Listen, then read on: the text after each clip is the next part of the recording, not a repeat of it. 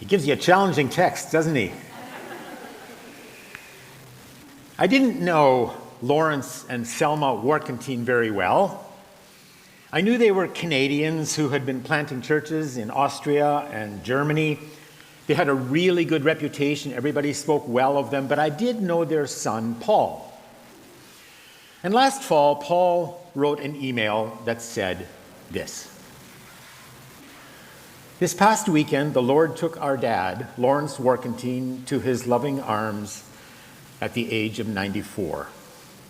He had a wonderful life, and his favorite saying was, "It's great to be alive." While we grieve his passing, we also rejoice that he is now walking the streets of glory. Lawrence is remembered with love by his wife Selma and by his children, grandchildren, and great-grandchildren. That was back in September. And then just a few weeks ago, I got this email from the same friend.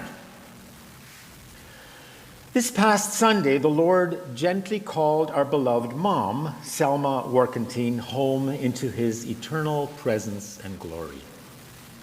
God blessed her with 95 years of life and faithfully walked with her throughout her journey here on earth. She lived a full and meaningful life and touched many people, most deeply us, her children. Just 3.5 months after our dad's passing, we take comfort in knowing that she is now reunited with him in the presence of their Savior. A dear, loving couple, married 72 years, then separated by merely months before being reunited once more in the presence of Jesus. I want you to keep that image in mind. We're going to come back to it later. So we heard a very strange sounding text about marriage. So let's talk a little bit about marriage. People marry for lots of different reasons, and the steps that lead to marriage can be pretty diverse. In our culture, this is a pretty typical pattern. Two people fall in love, then they get to know each other. Sometimes it's the other way around. They get to know each other, and then they fall in love. But no matter which order, what follows is careful discernment about whether or not they should get married, whether they're really suited for each other. But then again, being madly in love sometimes gets in the way of all that careful discernment. So sometimes they just skip that part and they get married, and eventually they find out how well suited they actually were for each other. Is that about right? Did I get that about right? At any rate, one thing is completely certain. The couple decides. They decide whether they're going to get married or not. Nobody else, friends and family might have opinions. They might express those opinions, wanted or unwanted, but the couple decides. That just seems normal in our culture, in our day, but it hasn't been the norm in many other times and other places. Throughout history, there have been lots of different models of marriage. Now, ideally, a marriage is two people loving each other, but it doesn't always start with falling in love. Kings and queens have arranged political marriages for their sons and daughters, marrying them off to princes and princesses of neighboring kingdoms. That wasn't just to keep them in their own social class, it was to create political alliances that would decrease the likelihood of war. After all, who wants to go to war against your own kids and grandkids? People of noble classes have often married off their sons and daughters to people of a similar or ideally just slightly higher social class, aiming to secure for their children financial well-being and social standing, or both. If you watch any of those Netflix shows about England 200 years ago, you know exactly how that works. Now, these scenarios don't sound like a very good basis for a healthy marriage, do they? And I'm pretty certain they often turn into disasters. But people can learn to love, and marriages can be good even if it didn't start out with people falling in love.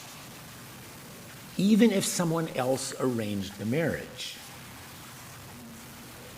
Now, most people are not impressed with the idea of rich and powerful people trying to secure wealth and power for their children by marrying them off to just the right people.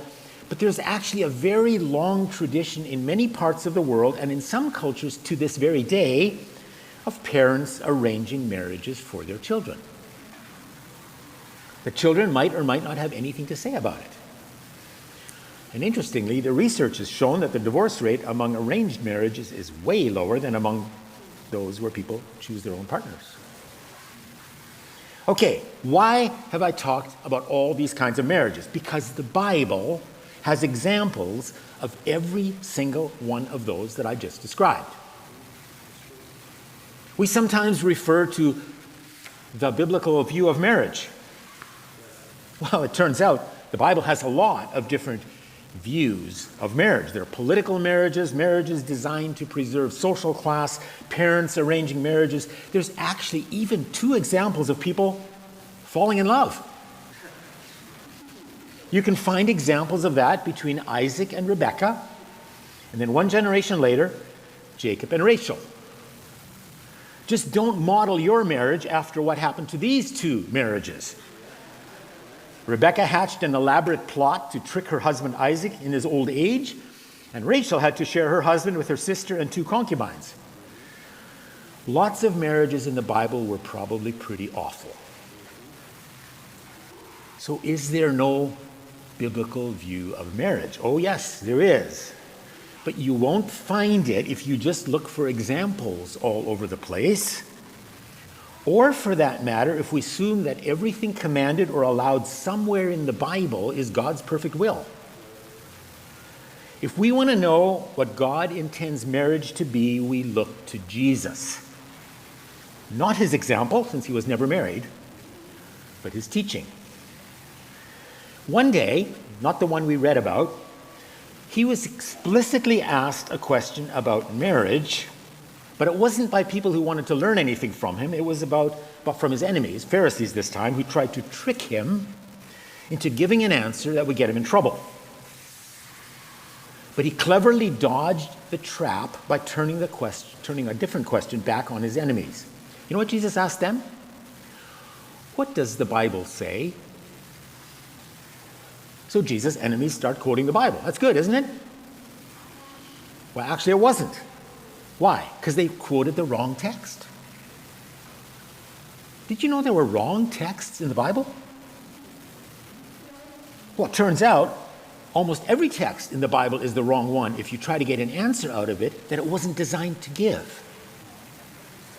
So that's what they tried. They quoted a text in which God gave special instructions because people have hard hearts, and sometimes marriages are terrible, and then there are victims, and God needs to find a way to protect victims from a terrible marriage.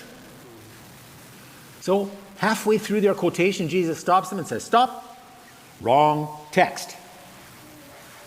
If you want to know the answer to your question, go back to the beginning and find out what God originally intended marriage to be. And then Jesus quotes the right text. It's the text in which we are clearly told that God's perfect plan is a man and a woman married in a relationship of covenant love for life.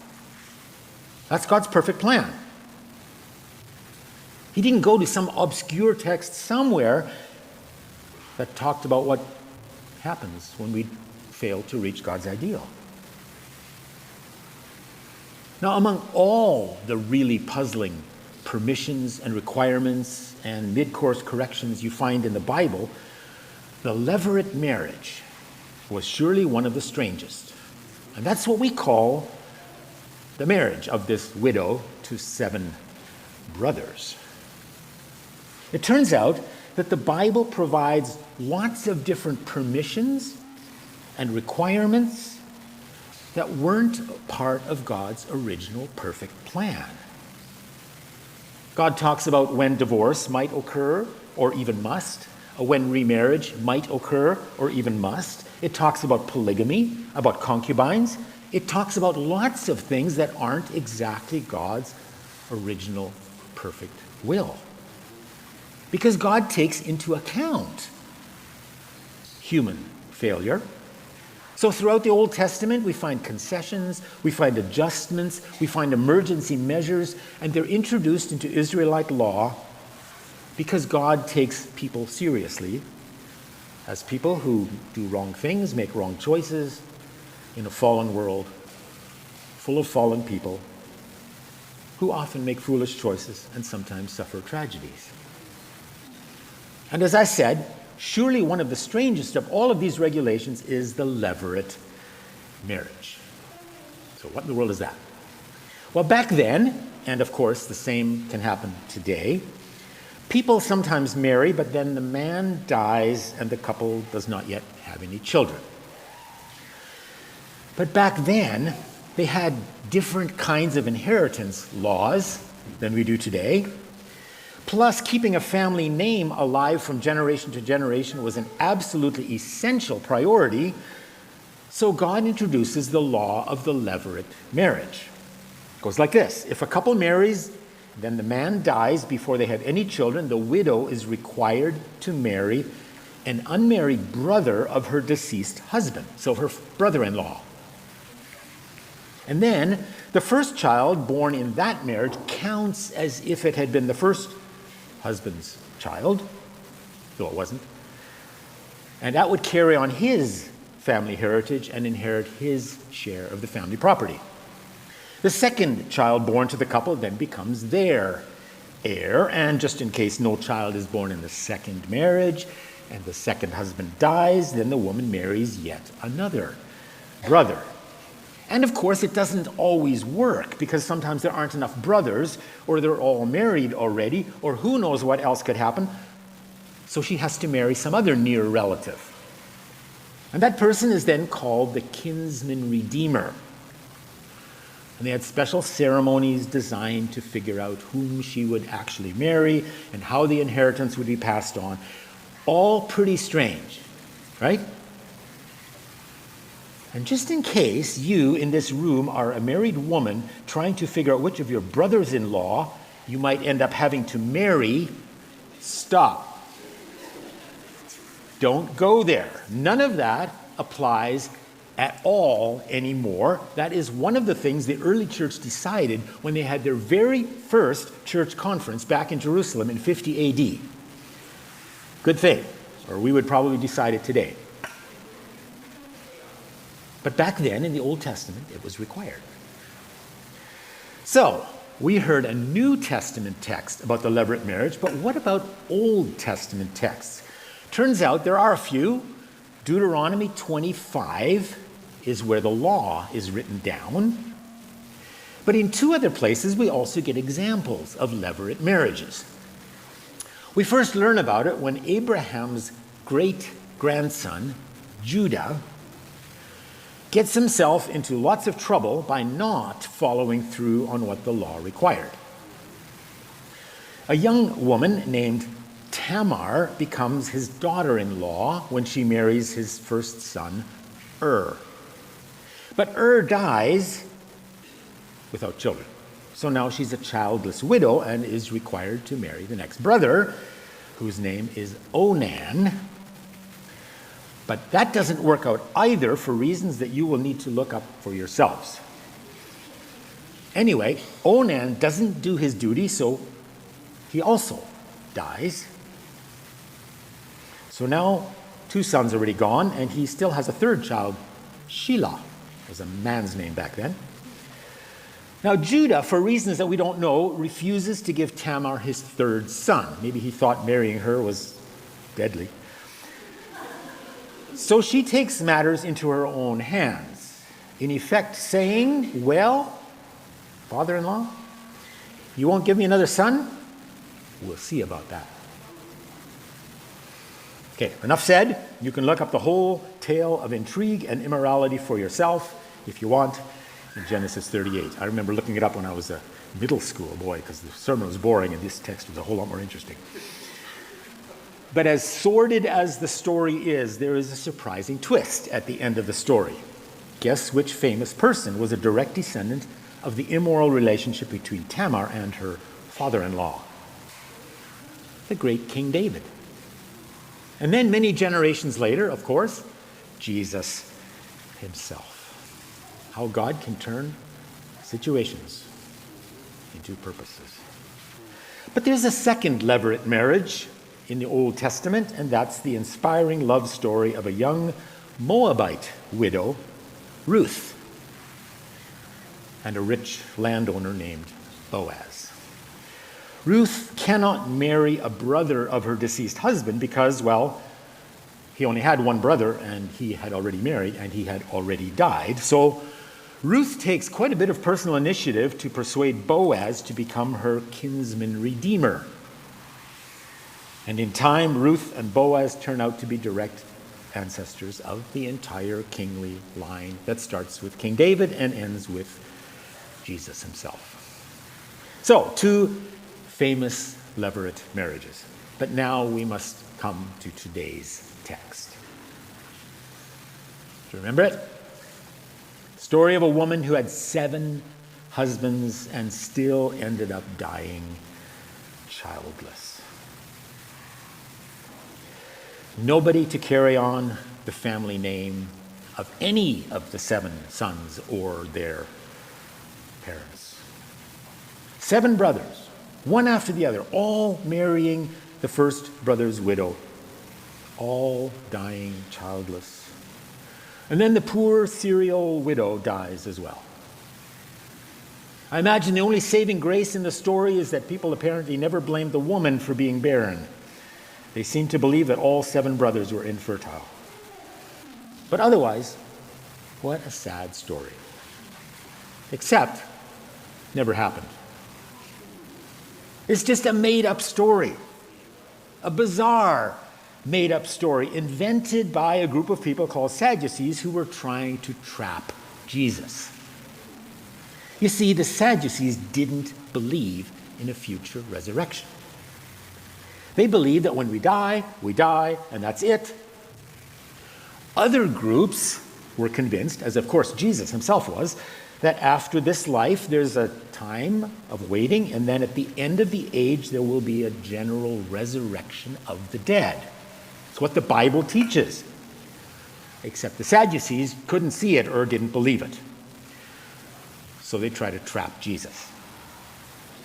They imagine that this crazy story proves that they are right and Jesus is wrong about a future resurrection. They invent a story about a whole string of levirate marriages. A woman fulfills her levirate requirement over and over and over again and survives all 7 brothers. And then they ask their trick question. All right, Jesus, you believe that there's going to be a resurrection of the dead. So whose wife will she be when the dead are raised? Like first brothers, last brothers, all 7s? Basically they're saying, come on, Jesus, you can't possibly believe that there will be a final resurrection. There would be way too many dilemmas to work out. Even God isn't clever enough to make everything come out right. Now, of course, we know that Jesus always outsmarts his opponents, right? They try to stump him. He always gets the best of them. It's how it works. So we're inclined to say, come on, Sadducees, you can't stump Jesus. The answer's obvious. Till we stop and ask, I wonder what the right answer actually is. I mean, whose wife would she be if something like that really happened? The first husbands? The last husbands? All of them? Now, before we examine how Jesus answered their question, I'm going to be kind of personal. Hope that's okay. I am married to a woman who really wishes she knew the answer to the Sadducees' question. Or maybe I should say I'm married to a woman who sure hopes that the right answer is the last one. Now, there are tons of differences between the woman in this story and my wife, like literally tons. First, my wife's husband did not die, standing right here in front of you. Second, I am her very first husband, and she is pretty sure that I will also be her last one. So she has never been married to any of my brothers and never intends to. And our marriage has also not been childless. Far from it. We have 7 kids.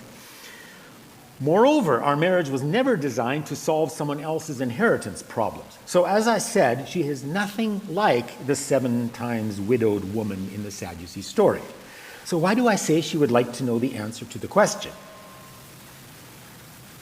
Because I've been married before. If you were to ask my wife, whose wife do you expect to be in the resurrection? She would say, Tim's, of course. But what if you asked, in the resurrection, whose husband will Tim be? Well, that's where things get a bit complicated. You see, I was married before. I lost my wife to cancer exactly 40 years ago this week. For the first few months after losing my first wife, I did think about being reunited with her one day. Just the way my friend Paul assumes that his recently deceased parents, Lawrence and Selma Warkentine, are now, quote, reunited in the presence of Jesus. Well, then what about me and my first wife? So that's why my wife, my present wife, Gertrude, really does want to know what the answer to the Sadducees' question is, only she would ask it the other way around. Not whose wife will she be in the resurrection, but whose husband will Tim be? Will he belong to his second wife? To his first? To both? You see the problem. Okay, I think it's time we ask how Jesus answers the question. So here it is. When the dead rise, they will neither marry nor be given in marriage. They will be like the angels in heaven.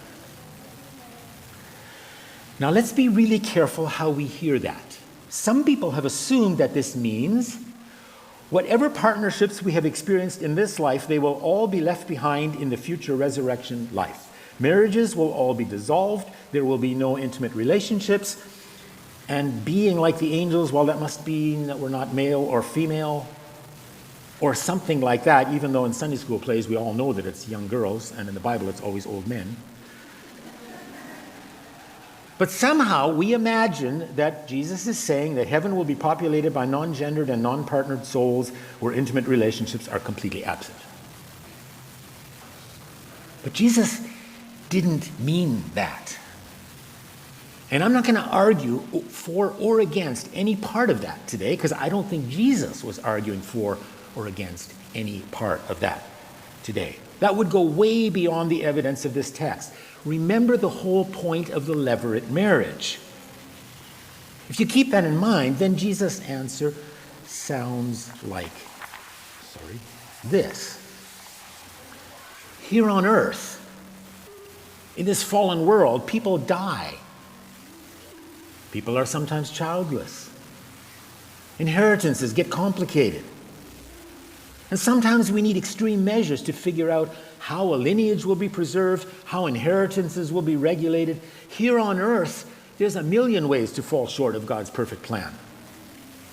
That's why levirate marriages were needed in this fallen world. But in the future resurrection life, we won't have any of these problems to solve. People won't die. Relationships won't crash and burn. There'll be enough of everything to go around for everyone. You Sadducees, your problem is you have so little imagination. You imagine that a future resurrection life will be not much better and not much different than this life. But you still need to figure out who wins and who loses, who gets wives or husbands, who doesn't. You have no idea what you're talking about. That's what I think Jesus meant. I don't think he was talking about whether our future resurrection bodies will be male or female or both or neither. And he wasn't talking about whether people in the resurrection will be married or unmarried or will continue relationships or have new ones.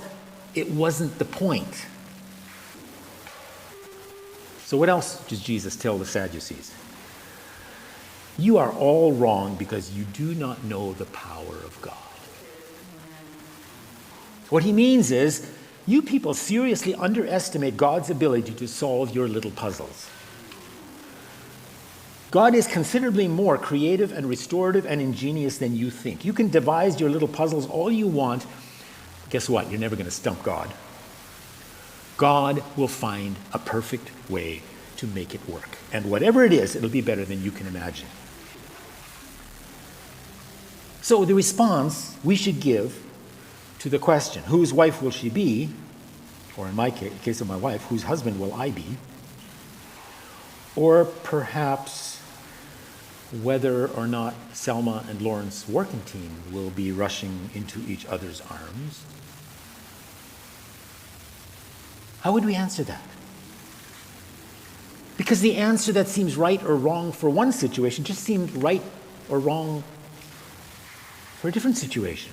What about people whose earthly marriage wasn't 73 years of marriage bliss?